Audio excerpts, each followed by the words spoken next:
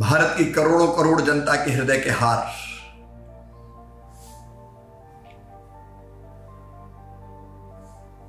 युग पुरुष राष्ट्र नायक श्रीमान नरेंद्र मोदी जी को जन्मदिन की बहुत बहुत शुभकामनाएं। सताई हो, दीर्घायु हो और राष्ट्रीय पुनर्निर्माण के महायज्ञ में जुटे रहे। मेरा और उनका साथ बहुत पुराना है।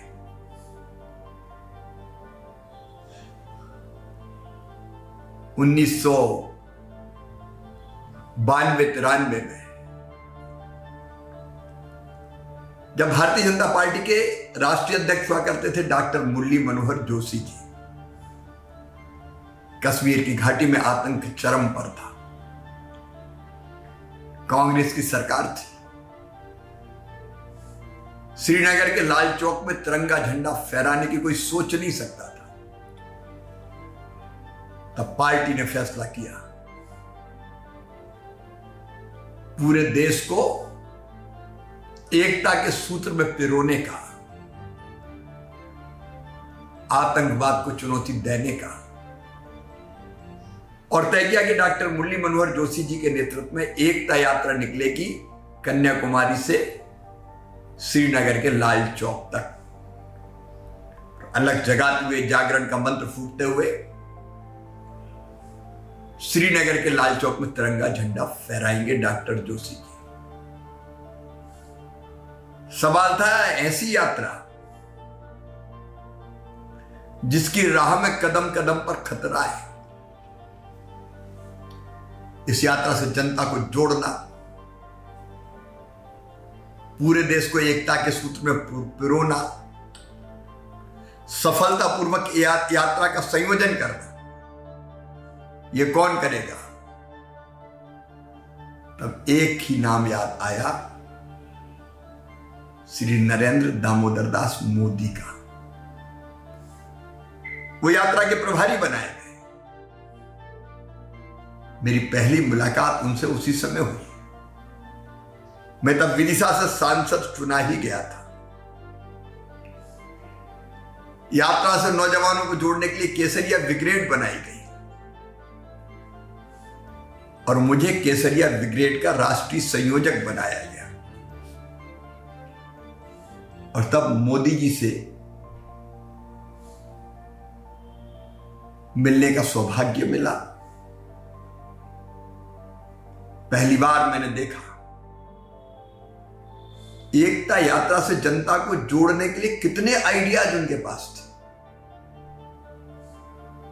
उन्होंने कहा कि एक ही यात्रा क्यों निकले, लेकिन जगह जगह से उपयात्राएं उसमें जुड़ेगी। अलग जगाते हुए, जागरण का मंत्र फूंकते हुए, भारत माता की जय के उद्घोष करते हुए देश का हर हिस्सा क्यों ना जुड़े यात्रा से। और तब उपयात्रा निकालने का निर्णय लिया गया जो मुख्य यात्रा से अलग अलग स्थानों पर जुड़ेगी। एक उपयात्रा निकालने का दायित्व मुझे भी मिला। जबलपुर, मंडला, बैहर, बालाघाट, सिवनी, छिंदवाड़ा, नरसिंहपुर से होते हुए होशंगाबाद में मुख्य यात्रा से मिलनी थी। केसरिया ब्रिगेड के संयोजक के नाते भी मैंने देश भर का उस समय दौरा किया था। और तब मैं आश्चर्य से देखता था, दिन और रात मेहनत करते हुए मोदी जी समाज का हर वर्ग यात्रा से जुड़े इसके लिए नए नए कार्यक्रम सुझाते और उनको क्रियान्वित करते हुए नरेंद्र मोदी जी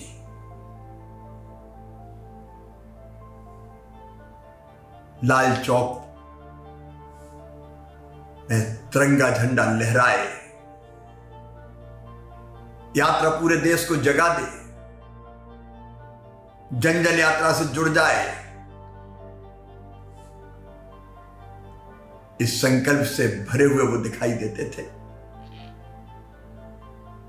आत्मविश्वास से भरे नरेंद्र मोदी जी, जिद, जुनून और जज्बा उनकी आंखों में था। उत्साह से परिपूर्ण लेकिन धैर्य भी देखने लायक था। शांत और स्थिर चित्त,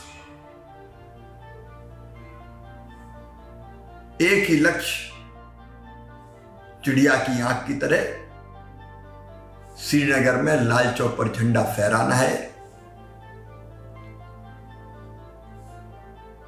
और इस यात्रा को जन आंदोलन बना देना है। देश भर में चारों तरफ एक देश में दो निशान, दो विधान, दो प्रधान नहीं चलेंगे। नौजवान गाते हुए एकता यात्रा के साथ चलते हैं। कश्मीर हमारा माथा है और दिल्ली दिल की रानी है। खबरदार देश के दुश्मनों, मिटने को आतुर अपनी जवानी है। पूरे देश का वातावरण बदल गया। पंजाब में एकता यात्रा पर, पंजाब में एकता यात्रा के पहले हमला भी हुआ। केंद्र सरकार चिंतित थी। डॉक्टर जोशी जी अडिग थे, मोदी जी उनके सारथी थे। देशभक्ति का जुनून जगाते हुए यात्रा आगे बढ़ रही थी। तब केंद्र सरकार ने अचानक तय किया कि एकता यात्रा के साथ भीड़ लाल चौक नहीं जाएगी। लाखों दीवाने, मस्ताने, देशभक्ति के प्रेम में पागल कार्यकर्ता और युवाओं का सैलाब उमड़ पड़ा जम्मू की धरती पर। मैं उस सैलाब में शामिल था। मुझे भी लाल चौक जाना था। बसों में बैठ के हम लोग जम्मू से चले।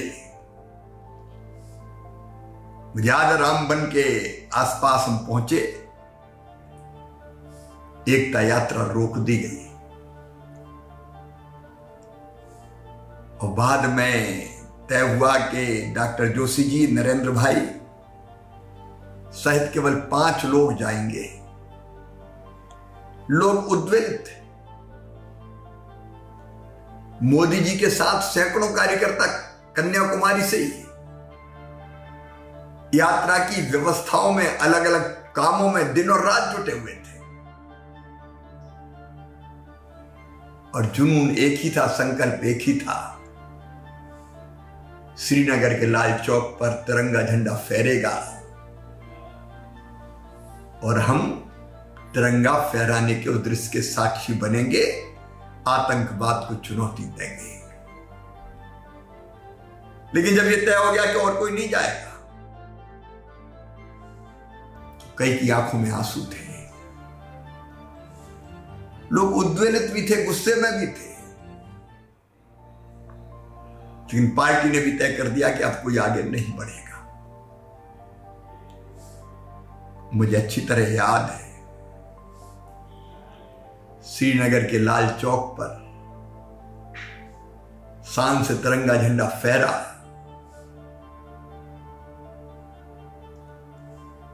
मोदी जी सीना तान के गर्व के साथ भारत माता की जय का उद्घोष करते हुए डॉक्टर जोशी जी के साथ लाल चौक पर पहुंचे थे। लेकिन जब लाल चौक से लौट के आए